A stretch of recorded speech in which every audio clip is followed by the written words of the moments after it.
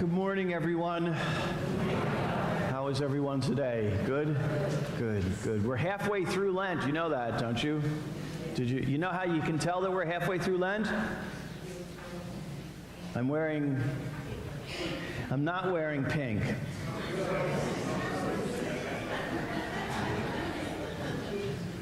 So apparently at the 4 o'clock Mass last night, there was a little boy with his mom here, and she sent me a message overnight, and I got it this morning, and the message went something like this.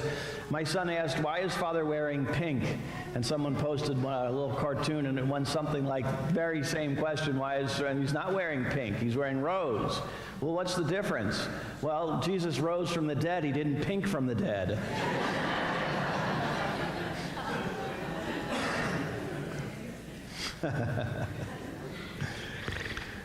Yeah, so we're halfway through, and hopefully halfway through the challenge. You know, we've been doing this series on willpower, and it's really all about willpower and self-control.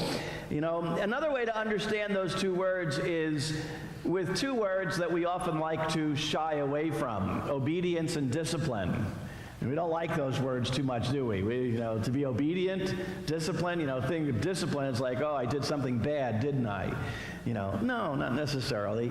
But there are two concepts that we really, we have to acknowledge, because when we don't practice them, doesn't that create all kinds of conflict in our lives?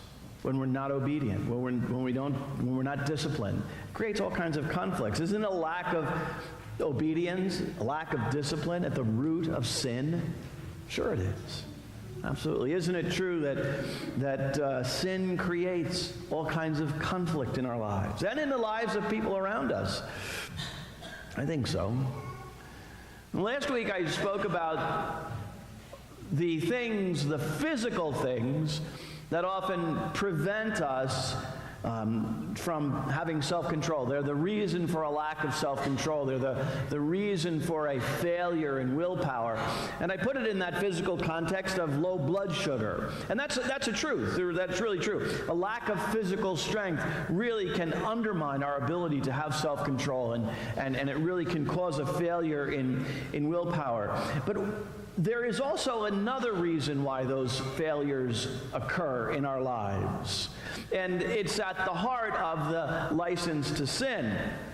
You see, when it comes to right and wrong, most of us don't strive for perfection. And think about it. When it comes to right and wrong, we don't strive for perfection. And you might recall a few weeks back, I talked about perfection. That passage, be perfect, Jesus told us in the gospel, be perfect as your Father in heaven is perfect. And remember what I said perfection is? It's being finished, being complete. And we like to be, just good enough. And when we feel like we're good enough, that gives us permission then to do whatever we want to do. When we're good enough, I can do whatever I want. When you do something good, you feel good about yourself, and so you should. But this means you're going to be more likely to trust your impulses, which often gives you permission to do something bad. The license of sin doesn't just give us permission to do something bad, it also lets us off the hook when we know we should be doing something good, when we're asked to do something good. Now, it might seem a stretch, but I don't think it is, that this is exactly the experience of the Pharisees in this wonderful story in the gospel. There, they take themselves off the hook. You see, you got to remember that Jesus proclaimed exactly why he came into the world. He tells us in this gospel, to give sight to the blind. Some of the Pharisees who were with him heard this and said to him, "Surely we're not blind also." You see, the Pharisees, they lived the law, and they lived the law to a fault. They were right, and everything that they did was right, and everybody else was wrong. They focused on that right and wrong. And since everyone else was wrong and they were right, they had the ability to judge the sinfulness of the people around them, especially those that, well, were blind, like the man in the gospel. They took themselves off the hook, and that was the worst kind of license to sin. And Jesus lets them know it, because Jesus doesn't let them off the hook. If you were blind, you would have no sin. But now you are saying, we see.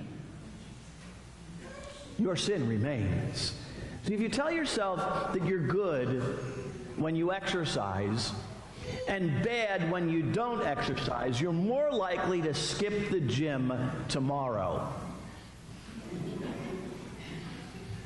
I know that on Monday, if I go to the gym, on Tuesday I say, I don't have to go. I went yesterday. And the truth is, I should go on Tuesday. And if I do go on Tuesday because, well, I'm good at willpower and self-control, then Wednesday I say, I don't have to go. That's what we do when we exercise like that. When we get into exercising, you do that. It's the same thing. I know that there's some kids here, young people, especially those of you that are a little bit older than the ones who have left us. You know, you tell yourself you're good when you do your homework, don't you? Yeah? Yeah? And bad when you procrastinate.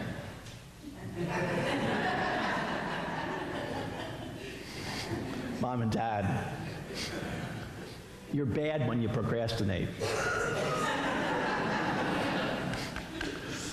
And therefore, you're more likely to slack off in the afternoon if you do something good in the morning. It's true. It's really true. Whenever we have conflicting desires, that good and bad, that right and wrong, being good will give us permission to be bad. That's the license to sin. And you know what? The logic of that, strictly speaking, is completely illogical. It makes no sense. You know, we rarely require a connection between what's good, the good that we do, and the bad behavior that we're justifying. Think of it this way. If you're a shopaholic, you like to go shopping. Anybody like to go shopping? You know, we go shop. Well, I'm going to go shopping, but I'm going to resist buying anything. Go to the store. I know that I want to buy because that's what I do, but I'm going to resist it on this trip. When I get home, guess what I'm probably going to do? Eat something that I shouldn't eat. I was good. I can be bad. For those of you that might be in the working world, you go to work, you have a project that you have to do, you get the project done, you get the attaboy on the back for doing a good job, you're more likely to take home office supplies. It's true, isn't it? You're laughing, so you must acknowledge that there's truth to that. So being good is really just not good enough. There has to be something more. In fact, researchers have discovered that a simple way to boost self-control, to help people to make choices that are consistent with, well, what it is that God wants, the goals of life, what's best for us. Well, let's go back to the beginning of the story and find out. So, as Jesus passed by, he saw a man blind from birth. His disciples asked him, Rabbi, who sinned, this man or his parents, that he was born blind? And Jesus answered, neither he nor his parents were born with sin. It is so that the works of God might be made visible through him. You know, we already know, I've mentioned it, but we already know why Jesus came into the world: to free us from sin, to open our eyes, to give us sight, to be light for all of us. That's why Jesus came into the world. And it's important that we know that. It's important that we understand that. And it's equally important for the blind man, because although he doesn't directly say it, every indication is, I want to be able to see.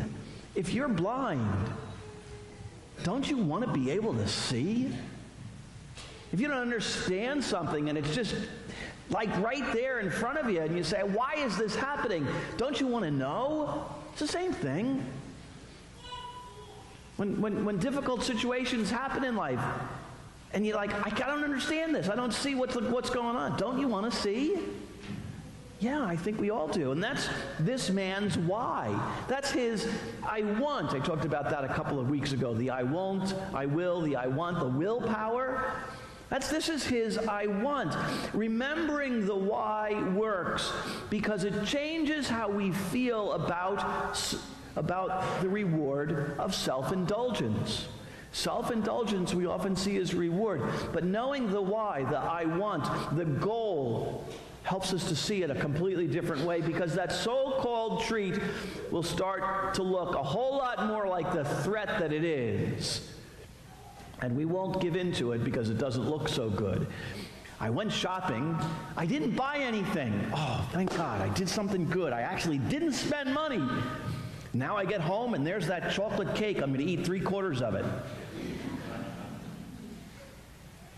Right? If I know why I didn't spend the money, because I don't have it, and I didn't use my credit card, and I know why, when I go home and I look at that chocolate cake, I'm going to say, I know why I'm not going to eat it. I don't need to give myself that self-indulgent reward. Remembering the why helps you to recognize and act on the opportunities to accomplish what it is that you want in life. The next time you find yourself using good behavior, past good behavior, to justify indulging, why? Why? What's your I want? And this is where the prayer challenge comes in, because it's so vitally important to understand why pray. Why spend time each day in prayer? Everybody doing okay with the prayer challenge? Have you got your cards? You still got them? There's more in the back if you want to take one, if you need to remind yourself of it. You should be up to about 11 minutes by now. Okay? And I'm telling you, it's important to stick with the time. Somebody said, well, how am I going to watch my watch? No. Set a timer. Set a timer. And when the timer goes off, quit, no matter where you are. It's so vitally important. And to add 30 seconds this week so that by next weekend you'll be up to 13 minutes. And don't worry, because at the end of Lent we're going to stop adding 30 seconds. Okay? We're going to stop that. So there will be an end. There's a goal. We're going to get there. It's so important. Why pray? Doesn't it seem like, though, when you pray, it's like, what good does this do? I mean, that day to day, I sit down and I pray. I do. I sit down every day to pray. And there are days when I sit down to pray and I think to myself, what did I just accomplish? Ever feel that way? I do. And yet I know that even if I don't feel like I've accomplished anything in those minutes that I sit and pray each day, I know that there's a lasting benefit, because it deepens my relationship. Prayer deepens our relationship with Jesus Christ and enables us to know and follow God's plan, God's will for our lives. The truth sometimes, the truth always is that we only reward ourselves for good behavior. We only reward our good behavior, if we think that who we really are is someone bad. We don't see ourselves as good. We see ourselves as bad. And from that point of view, every act of self-control, every good thing that we do is more a punishment. And every indulgence is a reward. Eating that chocolate cake is my reward for being good. Because being good is really being bad. At least that's the way we think. And why do we see ourselves that way? Because it doesn't make sense. It's so backwards. We have to move beyond the license to sin. And moving beyond that trap requires that we know who indeed we are, based on who God made us to be. And who God made us to be is better than we can ever begin to imagine.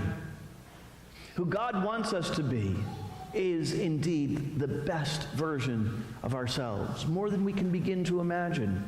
And the self that wants to live God's will, God's plan, is the one who lives core values. This is what the blind man said when he was questioned about being able to see. I only know one thing, and I know that I was blind, and now that I see. That was his core value. I want to be able to see. And it's important to understand that it's not just physical sight. It very well was physical sight for him. He was physically blind, and because of Jesus, able to see. But it was more than the physical. It was the spiritual sight. Because his desire to see was really to see, what does God want? What is God's plan? Who is God? I want to see God. And for the Jewish people, that was the most feared thing of all. The Jews feared seeing God because they knew from Moses that if I see God, I will die.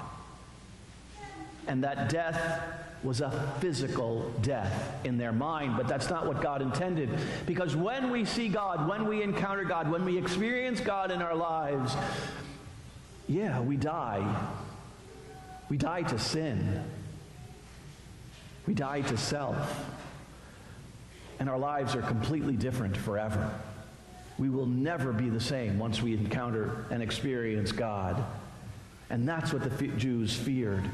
And when this happens, when we open ourselves to God, when we open our eyes to God's plan for our lives, when we open our eyes to being the best version of ourselves, when we open ourselves to daily prayer, we will no longer see ourselves as bad, as impulsive, as lazy, as easily tempted. Those things that we think are the real me. They're not. We'll no longer act like someone who has to be bribed or tricked or forced to pursue goals that we would otherwise say, I don't want that. And then giving ourselves rewards for no effort at all. I'm not going to bribe you. God doesn't bribe. He just lays it out there. It's your choice. You see, in the quest for self-control, it's a mistake to frame every challenge in terms of the license to sin. You see, we're too quick to give ourselves credit and too good at justifying it all. That license to sin, which we give ourselves, focuses us on the law. It focuses us, the license to sin focuses us on our weakened natures. The license to sin focuses us on our addictions, on our troubles, on our failures. And St. Paul reminds us that the law enslaves, but true freedom happens when we focus on the goal, on what it is that we want. Slavery happens when we think only in terms of right and wrong. And when we think in terms of right and wrong, instead of remembering what we really want, remembering the goal, remembering our why, well, that triggers competing impulses, and the license to sin prevails. Self-sabotaging behavior leads us to sin. Again, the prayer challenge. Why do this? Because it can change the way we look at our lives. Because it enables us to see who we are in light of God, the best version of ourselves. It enables us to know and follow God's plan for our lives. And for that change to stick, we need to identify with the goal itself, not the halo glow from being good, but from that relationship that we all desire deep in our hearts with Jesus. That knowing God's plan and ultimately getting into heaven, it's from willpower and self-control, obedience and discipline then, that we're able to give up this license to sin.